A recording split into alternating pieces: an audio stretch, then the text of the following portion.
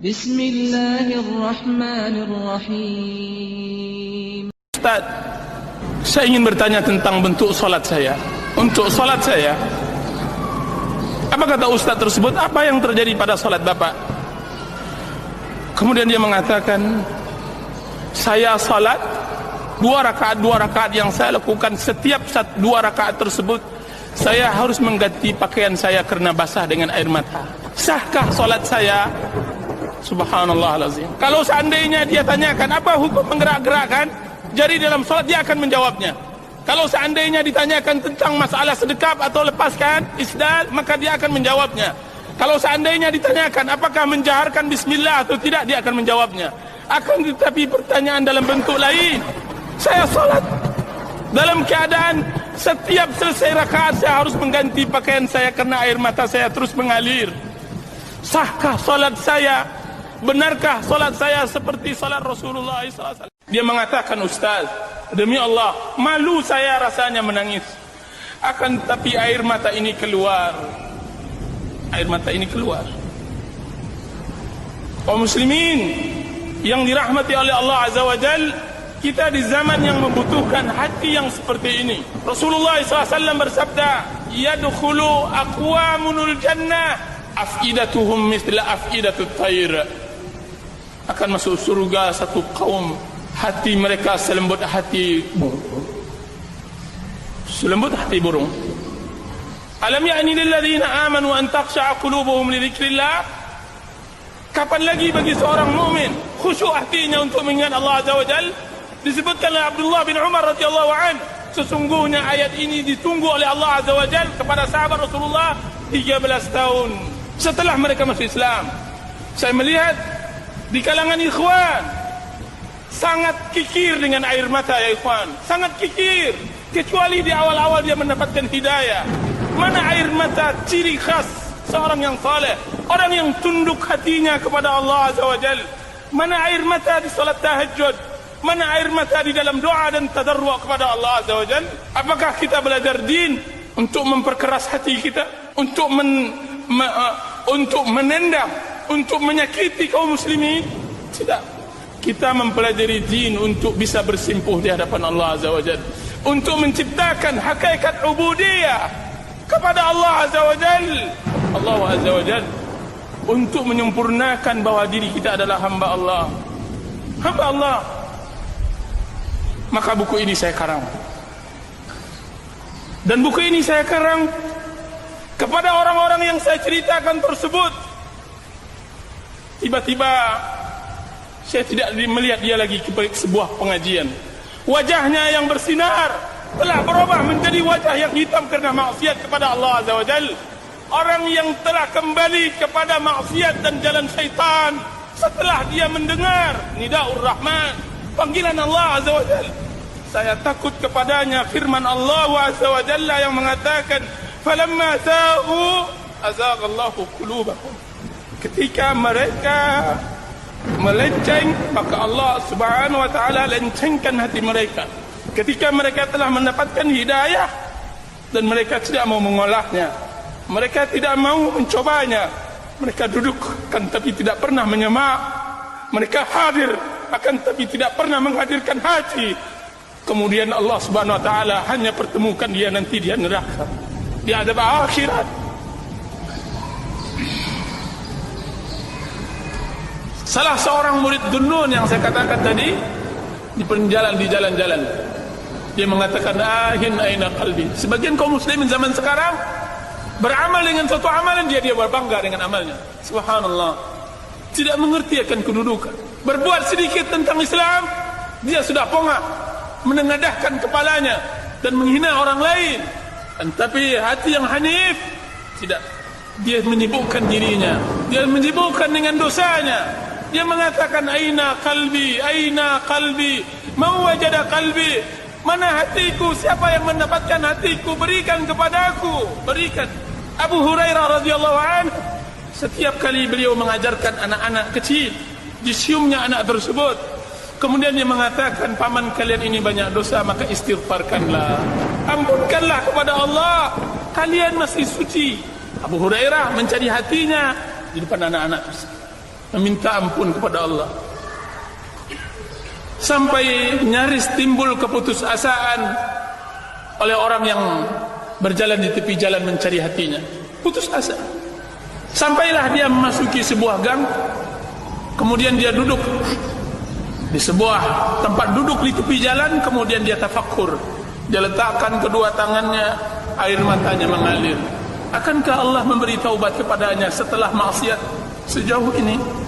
Akankah Allah Subhanahu wa taala memberikan pengampunan kepadanya? Dan dia adalah hamba Allah sepanjang masanya melawan Allah dengan maksiat dan pembangkangannya kepada Allah. Nyaris dia berputus asa. Tiba-tiba terdengar kegaduhan di dalam rumah, bertengkar. Terdengar suara keras sang ibu memarahi anaknya. Dia terbangun dari sebuah pemikirannya tadi. Terbangun. Seorang ibu memarahkan anaknya yang kecil, umur 4 tahun. Tiba-tiba pintu belakang rumah dibuka oleh ibunya tersebut. Kemudian anaknya tersebut diusirnya. Kemudian dihempaskannya pintu tersebut sampai berbunyi keras. Kemudian dia katakan, "Enyahlah engkau wahai anak durhaka, pergilah engkau dari rumahku. Jangan tempati lagi ibu, jangan sebutlah ibu-ibu ini ibumu. Jauhlah dari engkau, anak engkau adalah anak pembangkang, pelaku maksiat." Anak umur 4 tahun.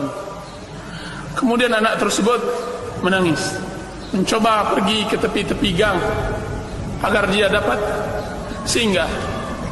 Akan tapi anak tersebut, kemana hendak dia berlindung lagi? Kemana dia akan menetap? Kemana dia akan menginap malam? Maka dia balik lagi ke rumahnya. Kemudian ditempelkannya pipinya ke pintu tersebut. Kemudian dia mengatakan, ahli ibadah ini melihat tingkah laku anak tersebut. Kemudian anak tersebut mengatakan, ya ummah, wahai ibu, man yaftahu liyal babu idha ughliqat babaka anni, idha aghlaqti babaka anni. Wahai ibu, pintu mana lagi yang bisa terbuka untukku jika seandainya pintumu telah tertutup untukku? Tidak ada lagi.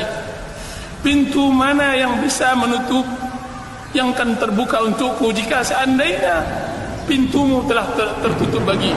Wahai ibu, siapa pula yang dapat mendekatkan dirinya kepadaku jika seandainya bukan engkau? Wahai ibu, jika siapa lagi yang dapat menyayangiku jika seandainya engkau telah murka kepadaku? Anak tersebut. Kemudian dia terjatuh di tanah tersebut. Kemudian dia letakkan pipinya di tanah tersebut. Kemudian dia menangis. Dia menangis untuk dibukakan pintu dan dia tidak akan berbuat lagi kesalahan. Dia tidak akan kembali lagi kepada perbuatannya yang lama. Sang ibu mendengar ucapan sang anak, siapa ibu? Siapa ibu yang begitu keras hatinya sehingga dia tidak mendengar teriakan dan tangisan sang anak? Maka sang ibu tersebut melihat di celah-celah rumah papannya tersebut. Dilihatnya perlakuan anaknya tersebut. Tidak sampai hatinya, tidak tega. Kemudian dibukakan pintunya olehnya. Kemudian anaknya tersebut diangkat. Kemudian dibersihkannya pipinya dari tanah dan debu. Kemudian dipeluknya. Kemudian dia mengatakan, wahai penyejuk pandanganku, siapa pula yang tidak tersentuh dengan ucapan? Siapa ibu yang mengusir anaknya? Wahai anakku, sebutkan, tidak ada ibu yang mengusir. Akan tetapi engkau telah berbuat kesalahan dan ibu akan memaafkan. Kau telah berbuat kesalahan, ibu memaafkanmu. Kemudian apa kata abid ahli ibadah tersebut? Al-an wajada qalbi. Sekarang baru saya dapatkan hatiku. Sekarang aku temukan hatiku. Sekarang saya temukan hatiku. Saya dapat, saya peroleh. Kiranya begitulah kita seorang muslim bermuamalah kepada Allah. Siapa yang dapat membuka pintu jika seandainya pintu Allah sudah tertutup? Siapa yang dapat memberikan kasih sayang jika seandainya Allah telah murka? Siapa pula yang memberikan pembelayan, rahmat dan maghfirahnya jika seandainya Allah Subhanahu wa taala telah melaknat kita? Nauzubillah. Nauzubillah. Maka carilah hati-hati yang hanif di tempat-tempat yang seperti itu, ya ikhwan. Orang yang hanif adalah orang yang memiliki hati yang salim, hati yang menjadi modal untuknya bisa masuk surga. Allah Subhanahu wa taala berfirman, "Yauma la yanfa'u malun wala banun illa man atallaha biqalbin salim." Hari yang tidak ada manfaat, hari itu harta dan anak-anak, kecuali bagi orang yang membawa hatinya yang salim, membawa hatinya yang salim, hati yang bersih dari dengki, hasad, hati yang condong kepada tauhid dan jauh kepada syirik, hati yang cinta terhadap akhirat dan benci terhadap kehidupan dunia yang memukau, hati yang bersih dari syahwat yang dapat menghalangi dirinya dari larangan Allah, hati yang jauh dari syubhat yang dapat. Untukmu yang berjiwa hanif, apa yang disebut dengan makna hanif?